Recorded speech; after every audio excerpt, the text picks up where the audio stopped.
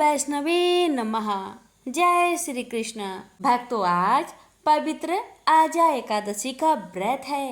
शास्त्रों में कहा गया है कि एकादशी पर गीता पाठ सुनना सहस्त्र यज्ञों और दान से भी बढ़कर पुण्य फल देता है।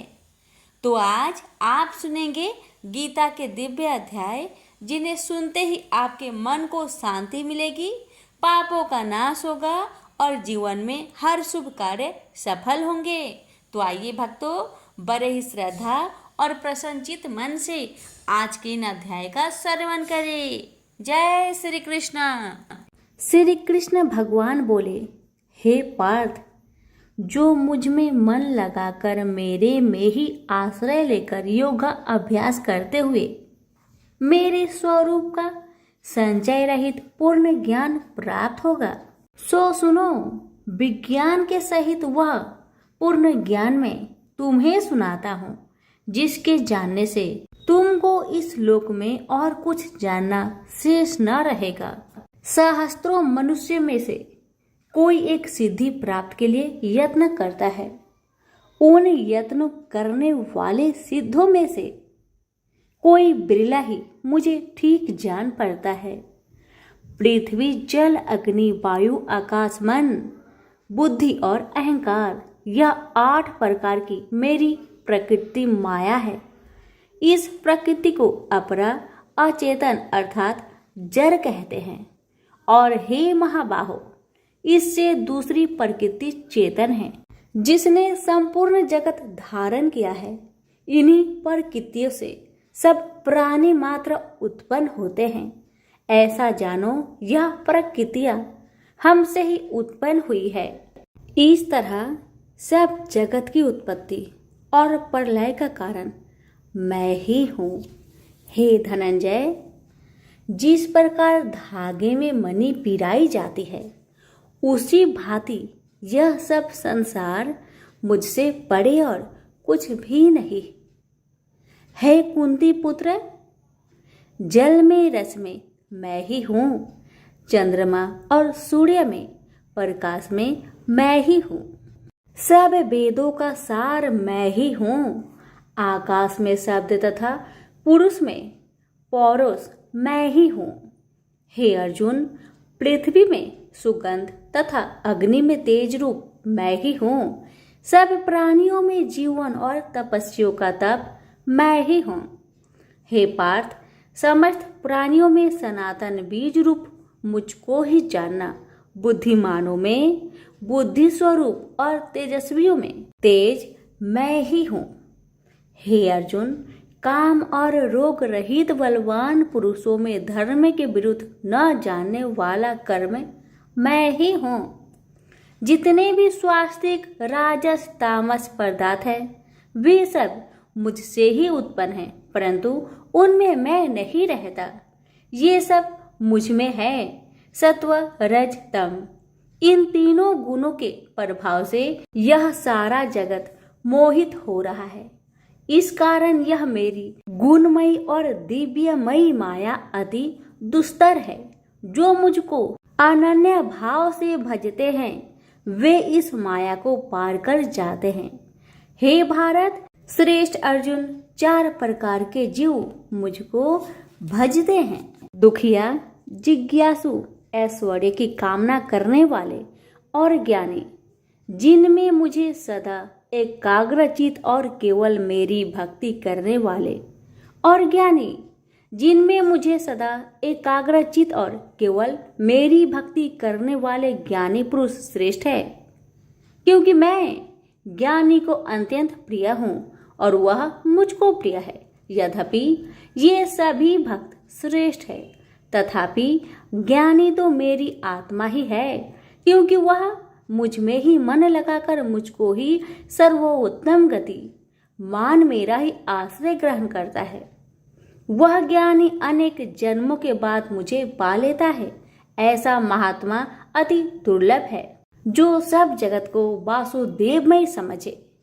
हे अर्जुन, जो भक्त श्रद्धा पूर्वक जिस जिस देवता का पूजन करना चाहते हैं, उन पुरुषों की उस श्रद्धा को मैं ऋण कर देता हूँ।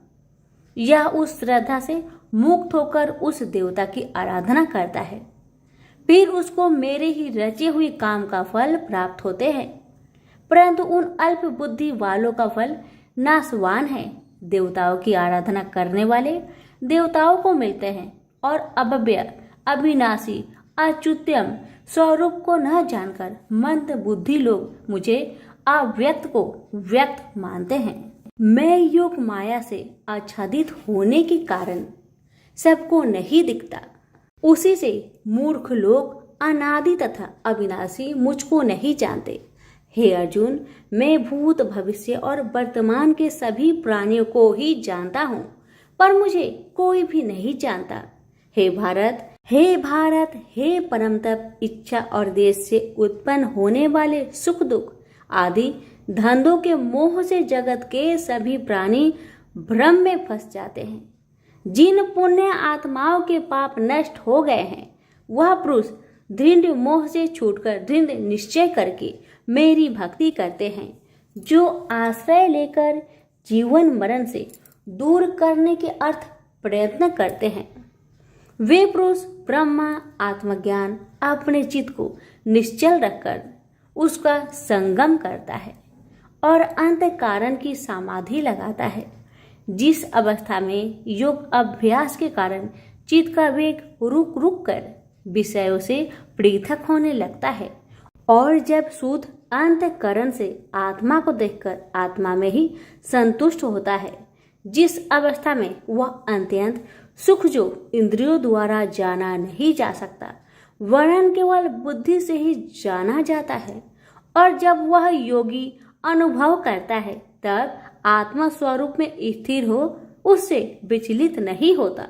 इस अवस्था को पाकर फिर और कोई लाभ उसको अच्छा नहीं लगता, और जहाँ स्थिर होने पर और कोई बड़ा भारी दुख उसको वहां से चलायमान नहीं कर सकता। इस अवस्था को दुख संयोग वियोग कारक नामक योग जानना हो तो योग निर्विकल्प चित्त से निश्चय करके जानना चाहिए। संकल्प से उत्पन्न होने वाला समस्त कामनाओं को त्याग कर और मन ही मन में सकल इंद्रियों को चारों ओर से रोक रोक कर धैर्य के साथ बुद्धि को अपने अधीन कर धीरे धीरे विषय से दूर हटा ले और भली भांति मन को आत्मा में स्थिर करके किसी वस्तु की इच्छा ना करे, और चंचल मन जिधर जिधर जाए उधर से इसको हटाकर आत्मा के बस में करना चाहिए। इस प्रकार शांति चित्त तथा रजोगुण से रहित निष्पाप तथा ब्रह्म स्वरूप योगी को उत्तम सुख प्राप्त होता है। इस रीति से निरंतर योगाभ्यास करने वाला योगी समस्त पापों से छूटकर सहज ही उस परम सुख को पा लेता है, जो ब्रह्म के संयोग से प्राप्त होता है। जिसका मन योग में स्थिर हो गया है, उसकी दृष्टि भी सर्वत्र समान हो जाती है और वह सब प्राणियों में अपने को और अपने में सब प्राणियों को देखता है, जो सब प्राणियों में मुझको और मुझ में सब प्राणियों को देखता है। मैं उससे अलग नहीं रहता और मुझसे वह अलग नहीं रहता। जो अभेद भाव से रहता है, सब प्राणियों में स्थिर हो मेरा मनन करता है, वह योगी चाहे जिस अवस्था में रहे मुझ में मिल जाता है। हे अर्जुन, जो समस्त प्राणियों के दुख सुख के समान समझता है और सबको समान देखता है, वही श्रेष्ठ योगी है। अर्जुन बोले, हे मधुसूदन, आपने जो योग बताया कि सबको अपने ही समान देखे, सो मन के चंचल होने के कारण मैं उसको अपने में दृढ़ स्थिर नहीं देखता हूँ। हे श्री कृष्ण, यह चंचल मन बड़ा ही हठी पराक्रमी और दृढ़ है। इसको अपने अधीन रखना तो मुझे वायु को बांध रखने के समान ही प्रतीत होता है। श्री कृष्ण भगवान ने कहा, हे महाबाहो, इसमें संदेह कि मन अति चंचल है, तो भी हे कुंती पुत्र, अभ्यास और वैराग्य से इसे बस में किया जा सकता है। जिसका मन बस में नहीं, उसको योग अति दुर्लभ है। अर्जुन ने कहा, हे श्री कृष्ण, जिसमें श्रद्धा तो है पर योग प्राप्त करने में सफल नहीं हुआ है, और जिसका चित्त योग से विचलित हो गया है, वह योग सिद्धि न पाने से किस गति को प्राप्त होता है? श्री कृष्ण बोले, हे अर्जुन, उसका यहाँ नाश नहीं होगा, पर परलोक में भी नहीं होगा, क्योंकि उत्तम कर्म करने वाले किसी मनुष्य की दुर्गति नहीं होती। वह योग में असफल मनुष्य बहुत दिनों तक पुण्यवानों को प्राप्त होने वाले लोकों में वास करता है और फिर वहां से किसी पवित्र और धनवान मनुष्य घर में आकर जन्म लेता है।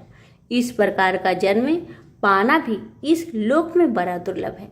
हे कुरुनंदन, यह योगियों के बस में जन्म लेकर पूर्व जन्म की बुद्धि संस्कार अर्थात आत्मज्ञान को पाता है और उससे अधिक सिद्धि के लिए यत्न करता हूँ। पूर्व जन्म में किए योग अभ्यास के बल में अनेक विघ्नों को पड़ने पर भी यह मोक्ष को प्राप्त होता है। योग की केवल इच्छा ही हो तो पुरुष शब्द ब्रह्म के परे जा पहुंचता है। जो बड़े परिश्रम और यत्न से योग अभ्यास करता है वह पापों से छूट मोक्ष को पाता है।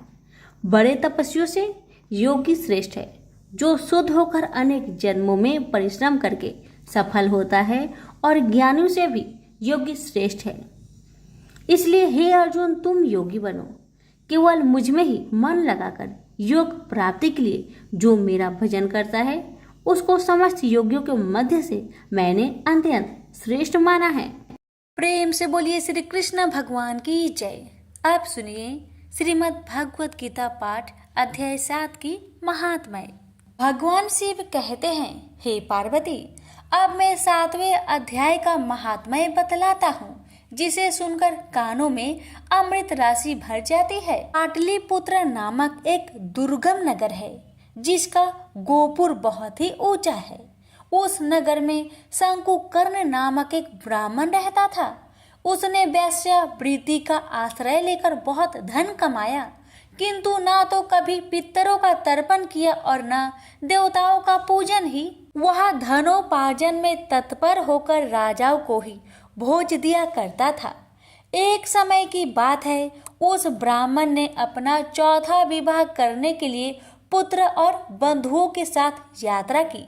मार्ग में आधी रात के समय जब वह सो रहा था, तब एक सर्प ने कहीं से आकर उसकी बाह में काट लिया। उसके काटते ही ऐसी अवस्था हो गई कि मणि, मंत्र और औषधि आदि से भी उसके शरीर की रक्षा असाध्य जान पड़ी। तत्पश्चात कुछ ही क्षणों में उसके प्राण पेखरू उड़ गए। वह प्रेत बना। फिर बहुत समय के बाद वह प्रेत सर्प योनि में उत्पन्न हुआ। उसका बीत धन की वासना में बंधा था। उसने पूर्व वृत्तांत को स्मरण करके सोचा, मैंने घर के बाहर करोड़ों की संख्या में अपना जो धन गार रखा है, उससे इन पुत्रों को वंचित करके स्वयं ही उसकी रक्षा करूंगा। सांप की योनि से पीड़ित होकर पिता ने एक दिव्य सपना में अपने पुत्र के समक्ष आकर अपना मनोभाव बताया। तब उसके पुत्र ने सवेरे उठकर बड़े विस्मय के साथ एक दूसरे से सपने की बातें कही। उनमें से झंझला पुत्र कुदाल हाथ में लिए घर से निकला और जहां उसके पिता सर्प योनि धारण करके रहते थे उस स्थान पर गया। यद्यपि उसे धन के स्थान पर ठीक ठीक पता नहीं था, तो भी उसने जीहो से उसका ठीक निश्चय कर लिया और लोभ बुद्धि से वहां पहुंचकर बाबी को खोदना आरंभ किया। तब उस बाबी से बड़ा भयानक सांप प्रकट हुआ और बोला, ओ मूर्ख, तू कौन है? किस लिए यहाँ आया है? यह बिल क्यों खोद रहा है? किसने तुझे भेजा है? ये सारी बातें मेरे सामने बता। पुत्र बोला, पिताजी, आपकी मुक्ति कैसे होगी? इसका उपाय मुझे बतलाइए, क्योंकि मैं इतनी रात को सब लोगों को छोड़कर आपके पास आया हूँ।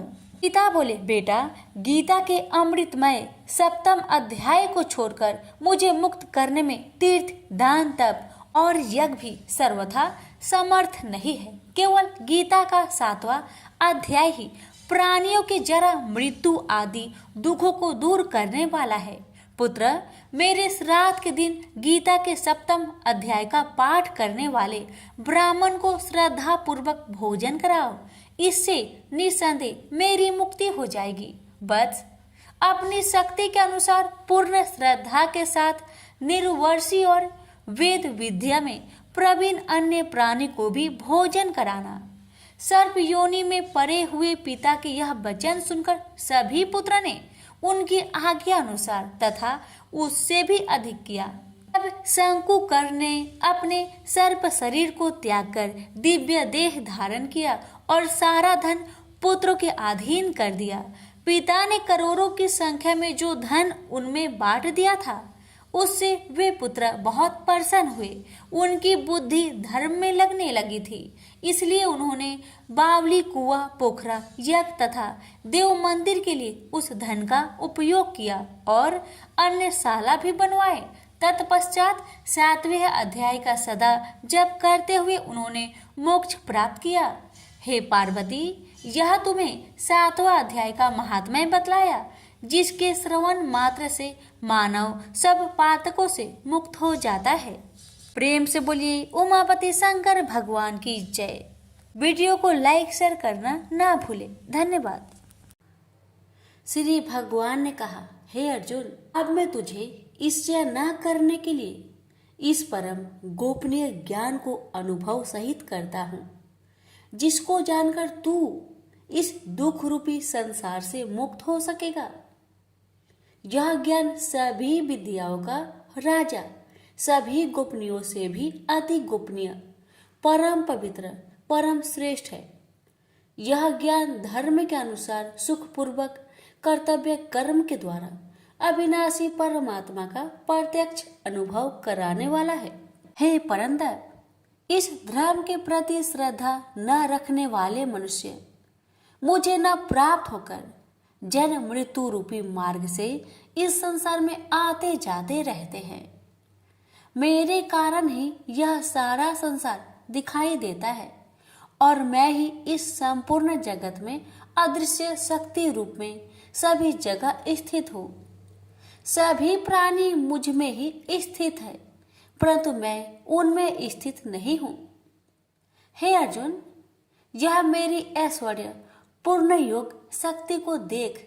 यह संपूर्ण सृष्टि मुझ में कभी स्थित नहीं रहती है, फिर भी मैं सभी प्राणियों का पालन पोषण करने वाला हूँ और सभी प्राणियों में शक्ति रूप में स्थित हूँ, परंतु मेरा आत्मा सभी प्राणियों में स्थित नहीं रहता है, क्योंकि मैं ही सृष्टि का मूल कारण हूँ। इस प्रकार सभी जगह बहने वाली महान वायु सदैव आकाश में स्थिर रहती है, उसी प्रकार सभी प्राणी मुझ में स्थिर रहते हैं। हे कुंती पुत्र, कल्प के अंत में सभी प्राणी मेरे प्रकृतिक में प्रवेश करके विलीन हो जाते हैं और अगले कल्प के आरंभ में उनको अपनी इच्छा शक्ति से फिर उत्पन्न करता हूँ। 84 लाख योनियों में सभी प्राणी अपनी इच्छा शक्ति के कारण बार बार मेरी इच्छा शक्ति से विलीन उत्पन्न होते रहते हैं। यह सभी पूर्ण रूप से स्वतः मेरी इच्छा शक्ति के अधीन होते हैं।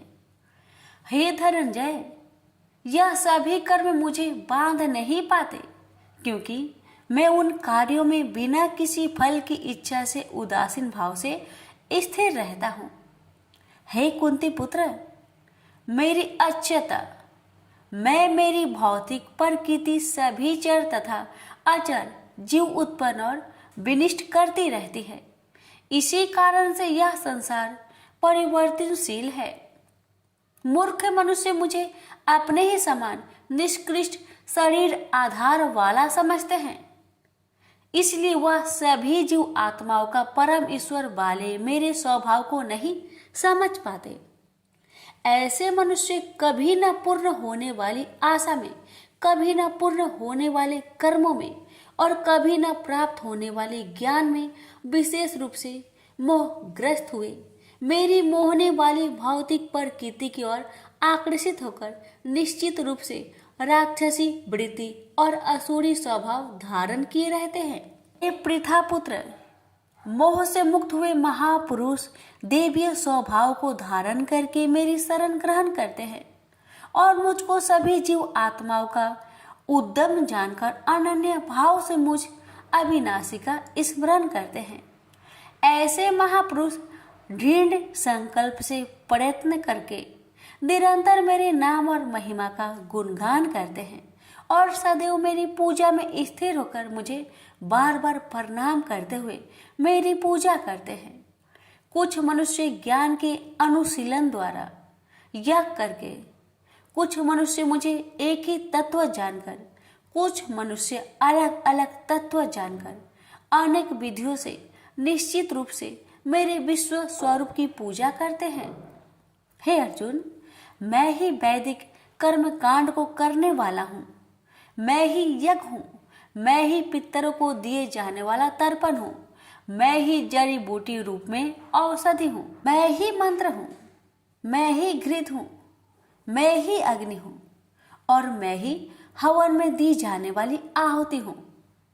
इस संपूर्ण ब्रह्मांड का मैं ही पालन करने वाला पिता हूँ, मैं ही उत्पन्न करने वाली माता हूँ, मैं ही मूल स्रोत दादा हूँ, मैं ही इसे धारण करने वाला हूँ, मैं ही पवित्र करने वाला ओमकार शब्द से जानने योग्य हूँ, मैं ही ऋग्वेद, सामवेद और यजुर्वेद हूँ, मैं ही सभी प्राप्त होने वाला परम लक्ष्य हूँ, मैं ही सभी का भरण पोषण करने वाला हूँ, मैं ही सभी का स्वामी हूँ, मैं ही सभी के अच्छे बुरे कर्मों को देखने वाला हूँ, मैं ही सभी का परम धाम हूँ, मैं ही सभी की शरण स्थली हूँ, मैं ही सभी से प्रेम करने वाला घनिष्ठ मित्र हूँ, मैं ही सृष्टि को उत्पन्न करने वाला हूँ, मैं ही सृष्टि के संहार करने वाला हूँ, मैं ही सभी का स्थिर आधार हूँ, मैं ही सभी को आश्रय देने वाला हूँ और मैं ही सभी का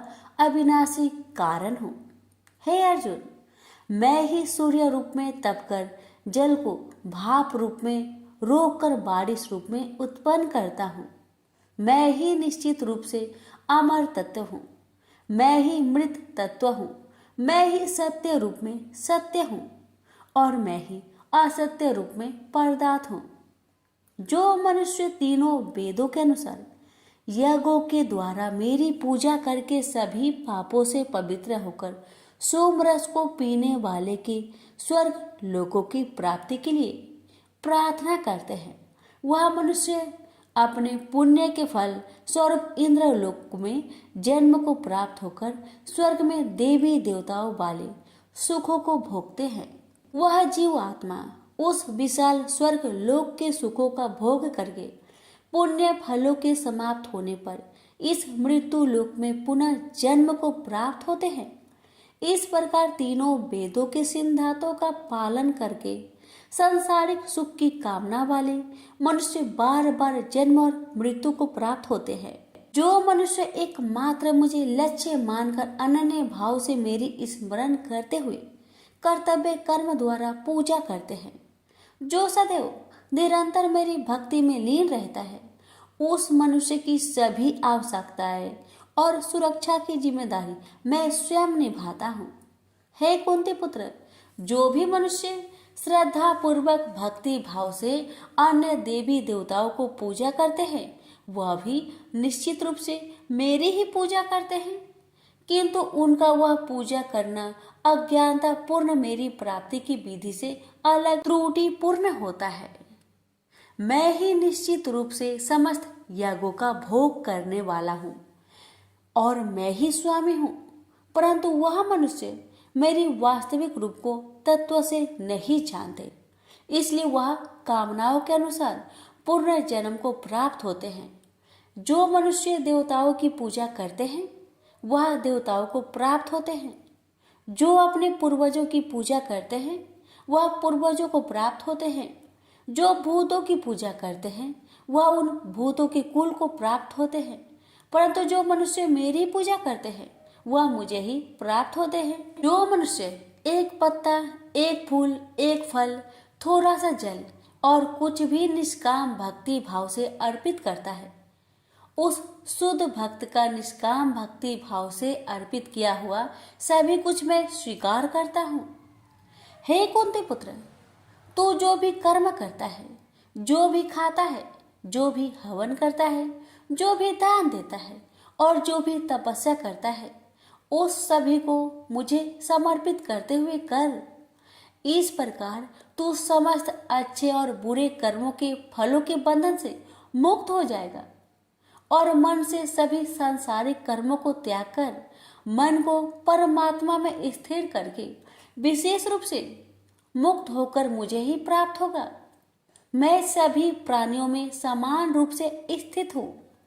सृष्टि में न किसी से देश रखता हूँ और ना ही कोई मेरा प्रिय है, परंतु जो मनुष्य शुद्ध भक्ति भाव से मेरा स्मरण करता है, तब वह मुझ में स्थिर रहता है और मैं भी निश्चित रूप से उसमें स्थिर रहता हूँ।